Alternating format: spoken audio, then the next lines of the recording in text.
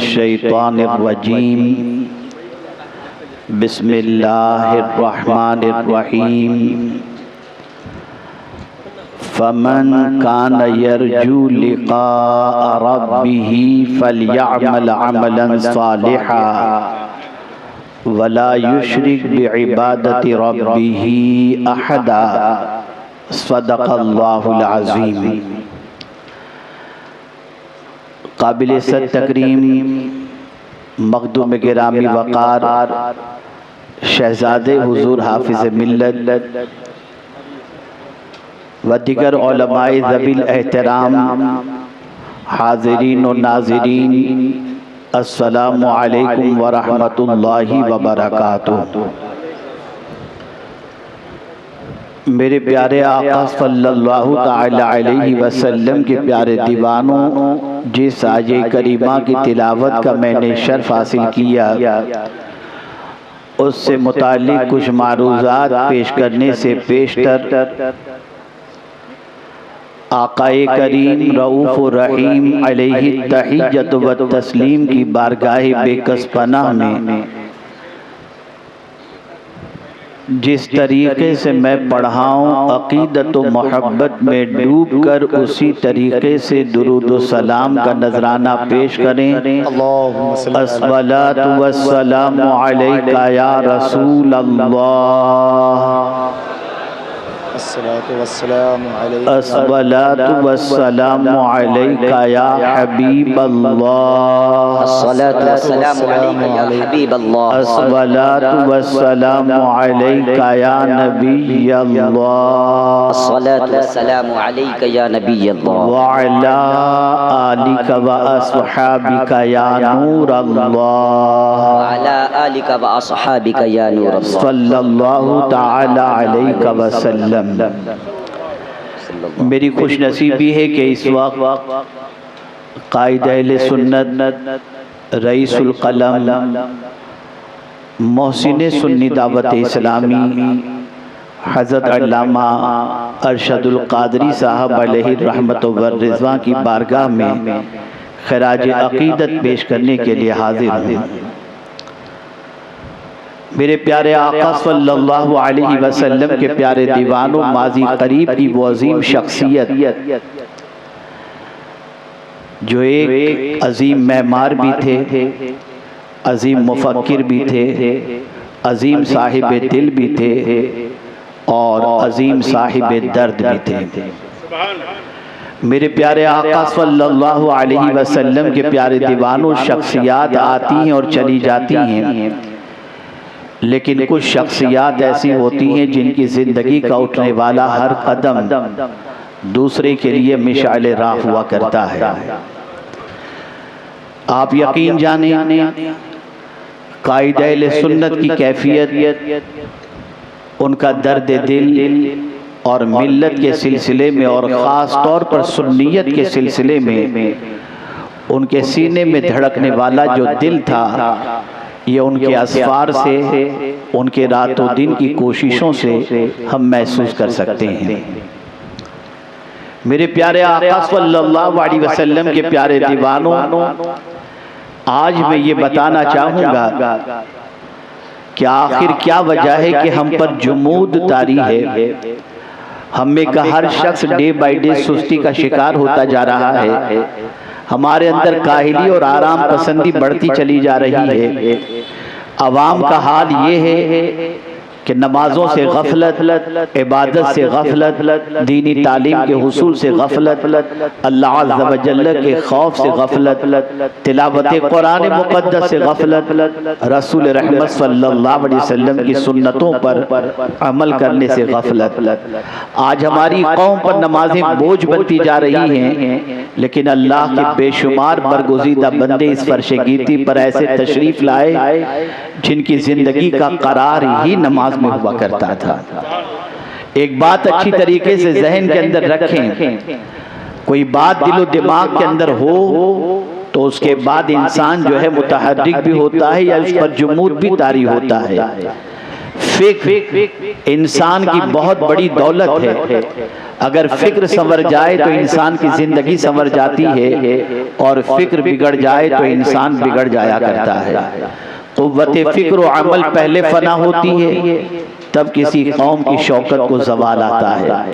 ए रसूल आज़म सल्लल्लाहु अलैहि वसल्लम के दीवानों, मैं आपको बताऊं वो कौन सी चीज़ थी कायद अहले सुन्नत के अंदर, कि जो हमेशा सफ़र के अंदर सौबतों को बर्दाश्त करने के सिलसिले में, शब बेदारी करने के सिलसिले में, और मिल्लत इस्लामिया की आबियारी के सिलसिले में तगोदो करती हुई नजर आती थी उनकी ज़ात। तो उनके दिलो दिमाग में एक चीज़ थी, अगर ये फिक्र और ये तसव्वुर हर इंसान के दिलो दिमाग के अंदर अगर आ जाए तो उसका जुमूद टूट जाएगा। मैं एक मिसाल के जरिए आपको समझाऊं ताकि आप अच्छी तरीके से समझ सकें। हज़रत अल्लामा ज़रक़ानी साहब जो साहिब सज्जादा हैं, इनके कारहाए नुमाया को मैंने ह्यूस्टन में देखा है। एक अजीम स्कूल चला रहे हैं, और मैंने गालिबन 2-3 मरतबा इनके स्कूल का दौरा भी किया है। और अभी मेरा ख्याल है शायद 18 या 19 सितंबर भी इन्होंने तारीख हमारी ह्यूस्टन के लिए ली है। इंशाअल्लाह जिंदगी रही तो वहां पर मुलाकात होगी। लेकिन मैं आपको बताऊं, मेरे प्यारे आका सल्लल्लाहु अलैहि वसल्लम के प्यारे दीवानों, ये अमेरिका में रहते हैं। जब वहां से हिंदुस्तान का सफर शुरू करते हैं, या कोई भी अमेरिका में रहने वाला इंसान हिंदुस्तान के लिए आज़िम सफर हो, तो तवील मुसाफत की बुनियाद पर उसका जहन पहले बन जाता है कि मैं सीधा पहले बॉम्बे पहुंचूंगा या अपने शहर पहुंचूंगा, तो 2-3 रोज तक तो किसी से मिलूंगा नहीं, जी भर करके आराम करूंगा। 17 घंटे का सफर, 18 घंटे का सफर, या 20 घंटे का सफर, टाइम का फर्क, और इस तरीके से हवाई जहाज के अंदर तंग सीट पर बैठ करके इतना लंबा सफर तय करके पहुंचने से पहले इंसान अपना जहन बना लेता है। आप मुझे बताइए, लंबे सफर से पहले जहन तो ये था कि हम शहर पहुंचेंगे, शहर पहुंचने के बाद घर पहुंचेंगे और जी भर करके आराम करेंगे। लेकिन किसी शख्स के हवाले से, मैं साहिब सज्जादा की बात नहीं करता, कोई शख्स आज़िम सफर हुआ अमेरिका से और हिंदुस्तान इसी इरादे से पहुंचा, और जैसे ही वो एयरपोर्ट पहुंचा, और एयरपोर्ट पहुंचने के बाद अगर उससे कोई कहे कि आइए घर चलते हैं, तो उनकी निगाहें सबसे पहले अपने बच्चों को तलाश करेंगी, और वो पूछेंगे आखिर क्या बात है एयरपोर्ट पर मेरे बच्चे नहीं आए, आखिर क्या बात है मेरे भाई एयरपोर्ट पर नजर नहीं आ रहे। तो किसी कहने वाले ने उनको जवाब दिया, आपके बच्चे की तबीयत सीरियस है और वो इस वक्त ICU के अंदर मौजूद है। मैं आपसे सवाल पूछना चाहूंगा, इतनी लंबी फ्लाइट लेकर के आने वाला शख्स जिसने सफर की सऊबतें बर्दाश्त की, तकलीफ बर्दाश्त की, जहन के अंदर एक बात महफूज थी, जाकर पहले जी भर करके आराम करूंगा। लेकिन थकावट के बावजूद जब वो एयरपोर्ट पर उतरकर अपने बच्चे के हवाले से ये खबर सुन ले कि बच्चा ICU के अंदर है, तो फिर ये बाप अपने घर जाकर आराम करने की फिक्र नहीं करेगा।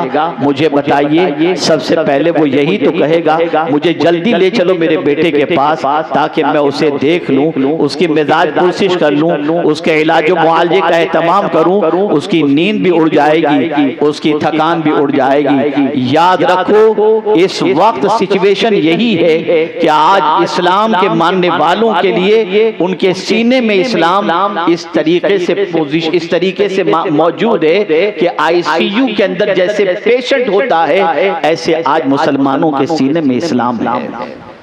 हालात बड़े खराब होते जा रहे हैं, हालात बड़ी तेजी से करवट लेते जा रहे हैं। मुसलमान इस्लाम पसंद तो कहलाता है, लेकिन इस्लाम पाबंद नजर नहीं आता।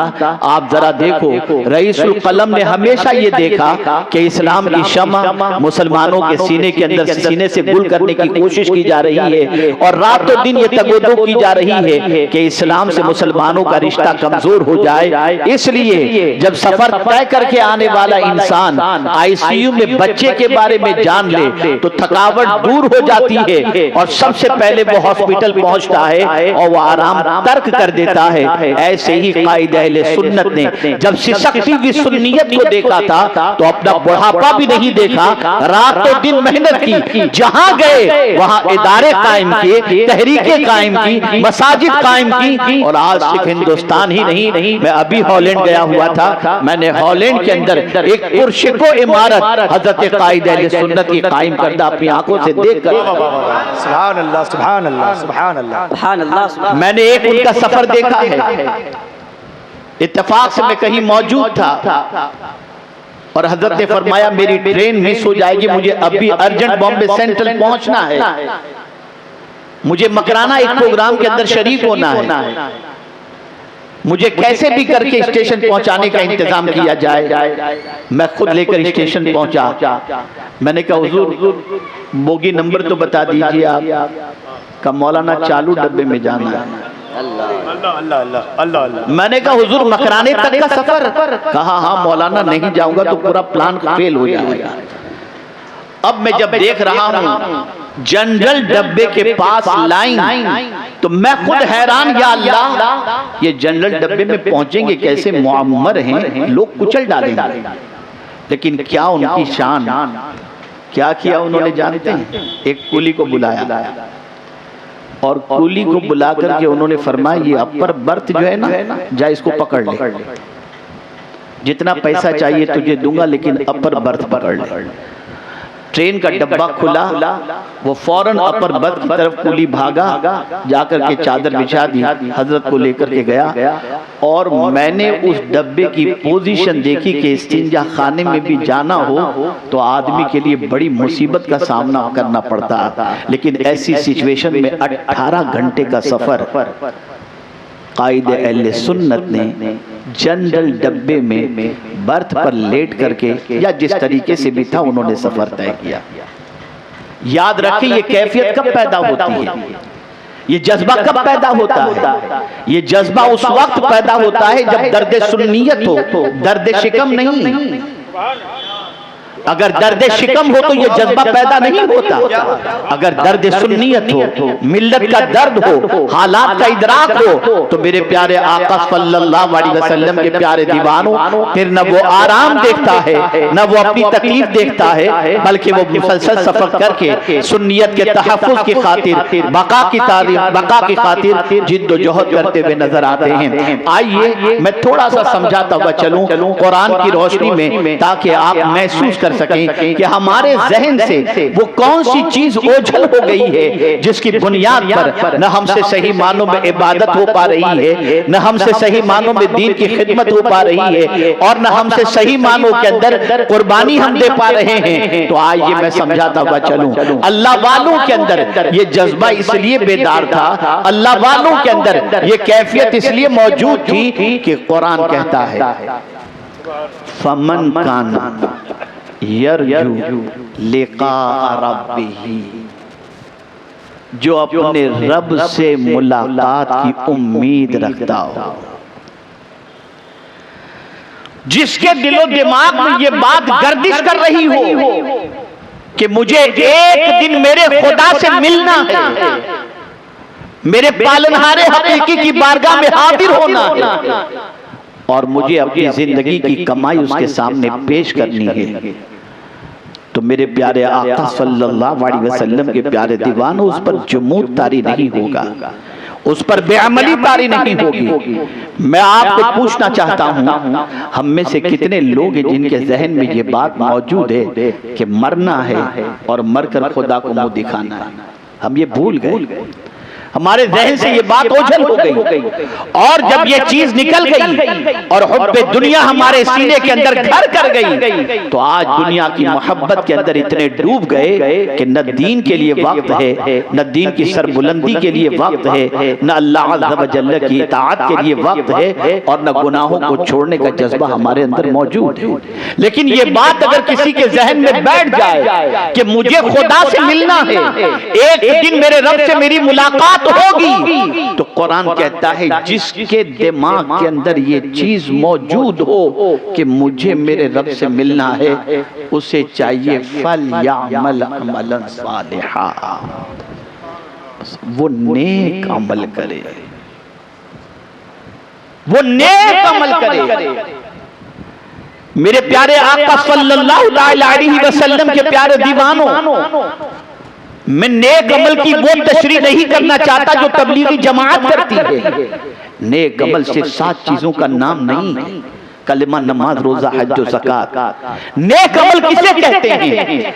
अमल सालेह, इबादत, मुआमलात और अखलाक। जब किसी ईमान वाले की ये 3 चीजें दुरुस्त हो तो अल्लाह ताला उसे पाकीज़ा जिंदगी अता फरमा देता है, उसे कामयाबी अता फरमा देता है। मुझे याद है न्यू जर्सी के अंदर मुझसे चंद नौजवानों ने आर्टिफिशियल इंटेलिजेंस के बारे में सवाल पूछा था और मुझसे उन्होंने कहा था, गुज़िश्ता साल ही की बात है, उन्होंने मुझसे कहा था कि हजरत आर्टिफिशियल इंटेलिजेंस की वजह से इंसान की कीमत खत्म हो जाएगी और इंसान बेरोजगार हो जाएगा। मैंने कहा नहीं, कौन इंसान बेरोजगार होगा? किसकी वैल्यू खत्म होगी? किसका वकार खत्म होगा? इसे कुरान ने मेंशन किया है। कुरान ने कहा लक़द खलक़नल इंसान फी अहसनि तक़वीम सुम्मा रददनाहु अस्फल साफिलीन इल्लल लज़ीना आमनू व अमिलुस सालिहात। जो अमले सालेह और ईमान से महरूम होगा, वो आर्टिफिशियल इंटेलिजेंस हो या कोई दूसरी चीज हो, उसकी वजह से वो परेशानी का शिकार हो सकता है। लेकिन अगर किसी के पास ईमान की दौलत भी मौजूद हो और अमले सालेह का सरमाया भी मौजूद हो तो याद रखें, जिंदगी देने वाली जात खुदा की है और वो खुद फरमाता है, मन अमिल सालिहन मिन ज़करिन औ उन्सा वहुव मुमिन फलनुहयिन्नहु हयातन तय्यबा।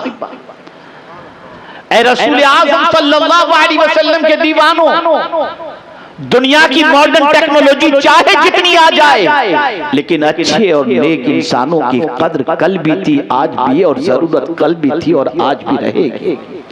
आज जरूरत इस अम्र की है, मौजूदा दौर के चैलेंजेस के हवाले से समझें।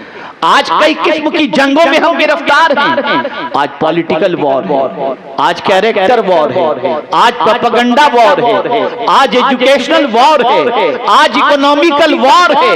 कई जंगें हम पर मुसल्लत की जा चुकी हैं। आप देखें, एक तरफ प्रोपेगेंडा हो रहा है, हुजूर के जमाने में भी प्रोपेगेंडा था, मुसलमान दहशतगर्द हैं आज भी, लेकिन उस तरीके को याद करो जब ये प्रोपेगेंडा किया जा रहा था। उस जमाने में राइटर नहीं थे, उस जमाने में प्रिंट मीडिया नहीं था, उस जमाने के अंदर इलेक्ट्रॉनिक मीडिया नहीं था।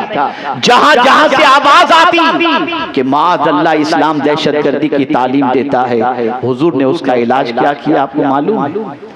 जिन इलाकों से आवाज आती थी वहां हुजूर, उस जमाने में तो कुरान भी जमा नहीं हुआ था, सरकार अपने तरबियत याफ्ता किसी सहाबी को उस मोहल्ले में भेज देते थे। अब वो सहाबी वहां सुबह शाम गुजारता, रात तो दिन गुजारता, उसके अखलाक और किरदार को देखकर प्रोपेगेंडा करने वाले खुद कहते, जब इसके अखलाक ऐसे हैं तो इसके आका के अखलाक कितने अच्छे हैं।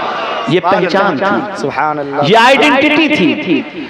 कल तक मुसलमान को कोई नहीं देख रहा था, आज आप एयरपोर्ट पर पहुंचे तो आपको नीचे से लेकर ऊपर तक देखा जा रहा है। दिखाओ अपना अखलाक, दिखाओ अपना किरदार, दिखाओ। ऐ रसूल आज़म सल्लल्लाहु अलैहि वसल्लम के दीवानों, याद रखें, आज के दौर की सबसे बड़ी जरूरत, बहुत सारी जरूरतों के साथ ये भी है कि हम अपने आप को अमल साले का पैकर बनाएं, नेकियों के आदी बन जाएं, अल्लाह अज़्ज़ व जल्ल की बारगाह में हाजिरी के तसव्वुर को पेशे नजर रखें। जब हमारे जहन में ये बात नक्श कर जाएगी कि हमें खुदा की बारगाह में हाजिर होना है तो हम क्या मुंह लेकर के जाएंगे, तो यकीनन जब ये तसव्वुर जहन के अंदर आएगा तो अमल साले का जज्बा हमारे अंदर पैदा होगा। इसलिए कि याद रखें, आप भी जाएंगे, हम भी जाएंगे, नेक भी जाएंगे, बद भी जाएंगे खुदा की बारगाह में, लेकिन दोनों का अंदाज जुदा होगा। कुरान कहता है यौम नाशुरुल मुत्तकीना इला रहमान वफ्दा व नसूकुल मुजरिमीना इला जहन्नम विरदा। मुत्तकीन अल्लाह से डरने वाले बंदे जब अल्लाह की बारगाह में क़यामत के दिन हाजिर होंगे तो उनकी शान ये होगी, वो मेहमान होंगे और अल्लाह उनका मेजबान होगा, उनका मेजबान होगा।